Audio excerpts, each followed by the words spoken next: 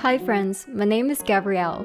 Today I'm going to share how to get a distinction in a research degree, specifically the MPhil dissertation at Cambridge. I'll start by giving you a big picture of the research project, including the timeline. Then I'll share what are the success criteria for a research degree at Cambridge and my tips for getting a distinction in the dissertation. Finally, I'll use my thesis as an example and share a little about my research in machine learning. For the MPhil in machine learning, we do 3 months of full-time research from May to August, and the key deliverable is the dissertation itself that is submitted in August. We start the process of the research topic selection much earlier on. We rank our 3 favorite research topics that are offered by professors in March. There's also the option of coming up with your own research topic, but it needs to be approved by the degree committee. Then, the assigned topics will be announced by the end of March,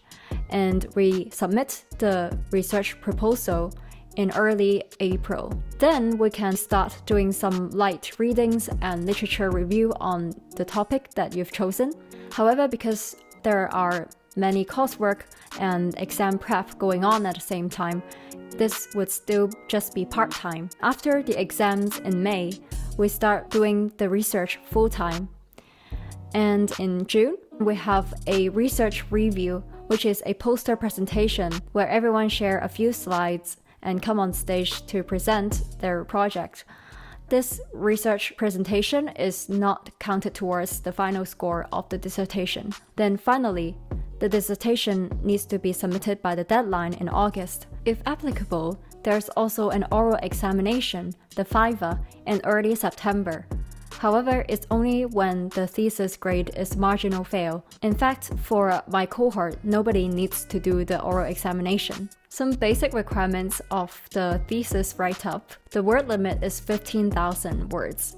I used up the word limits and it was roughly 77 pages, including figures and tables. If you include the appendix and content page, my dissertation is 122 pages. What kind of resources and support would we get during the research portion of the degree? It varies from project to project and professor to professor. But for me, I have some GPU hours that my professor gave me, so I can use the GPU on the HPC, High Performance Computing System of Cambridge. This really helped because I had to train big language models. Using GPUs can greatly accelerate my training. As for what kind of support you would get, usually you would meet your supervisor once a week for half an hour. I meet my professor one-to-one every other week. On every other week, we would have a group meeting between the professor and all his students. We can share our updates on our research and ask any questions we have. There are 3 success criteria for a research degree and dissertation at Cambridge. We want to fulfill one or more of these criteria in order to do well and get a distinction on our thesis. The first one is come up with a completely original idea and research. For example, invent a new model architecture or a new technique to solve a problem. Some of my peers are incredible and manage to publish papers using their thesis research. Probably it would take a few extra months to make it ready to be published in a well-known journal. Second is to take techniques from one domain to a new domain. For example, use a different dataset or use a different model architecture than those described in existing papers. The third approach is to reinterpret existing techniques using some other models or provide a different theoretical explanation or understanding of existing techniques. A lot of papers are focused on simplifying and synthesis of existing techniques, which belongs to the third criterion. My research primarily fulfilled the second and third criteria, that is, to take techniques from one domain and apply it to a new domain. Also, I extended existing techniques using baselines from state-of-the-art models and add something or modify something to make it a bit different and better. How can we come up with research ideas and fulfill the 3 success criteria? I suggest a 3-step approach. The first step is to do literature review extensively. It's only by knowing what existing research has done and whether those approaches work well can we know how to improve and modify those approaches. The second step is to choose a strong baseline. The baseline is a benchmark how good your results are. This baseline could come from an existing paper, like a state-of-the-art model's performance, and you'll try to beat this benchmark and baseline through your research. The third step is to come up with ideas on how to improve on the baseline. I have two frameworks to share with you. The first framework is SCAMPER.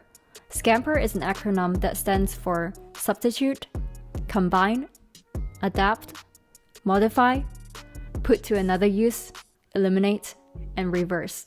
This would give you some ideas on what aspects you can change the baseline or the approach that is used in existing papers. The second framework is the feasibility and impact matrix. When you decide to try an approach, you can think about how feasible and how great of the impact it is. For example, with my constraint in GPU hours, the computing resource, there are certain approaches that is not feasible for me to try. For example, training a model from scratch, because it would take thousands of GPU hours, which is not available. So I have to resort to approaches other than training a model from scratch. My thesis topic is mitigating gender bias in dialogue generation. This project focuses on mitigating the gender bias in natural language generation systems, such as chatbots. First of all, I need to define what is bias. Bias is the behavior that systematically and unfairly discriminates against certain groups of individuals in favor of others. The goal of this project is to debias existing open domain chatbots, answering three key questions. Number one,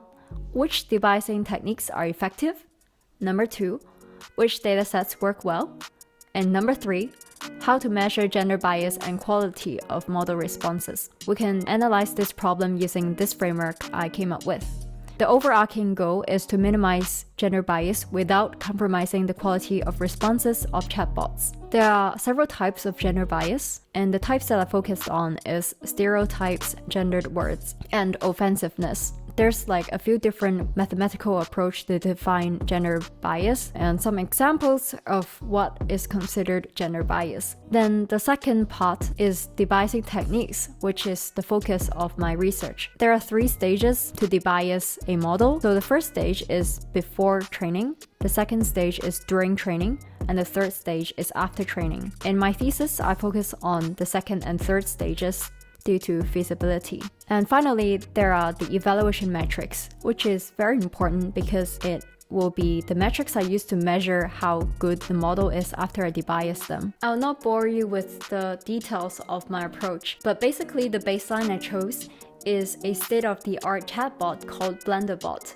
that is developed by Facebook Research. It is a seek-to-seek transformer model, and I used the 90 million parameter version of it, which is the smallest one, because the bigger ones with a few billion parameters take a long time to train. In the end of the thesis, I have 4 major contributions that I'll show on screen, and some of them have novel elements, which I think are important in getting a distinction. Another tip I would give to do well on the thesis is to make nice diagrams and charts. This is very important to illustrate your results. A final tip is to make a GitHub repo for your code and make the README look very nice with your results and your plots, your figures, so that you can also add this GitHub to your personal project for applying for jobs. Because after you submit the thesis, you probably wouldn't be bothered to create a GitHub repo and update the README. A few final words of encouragement.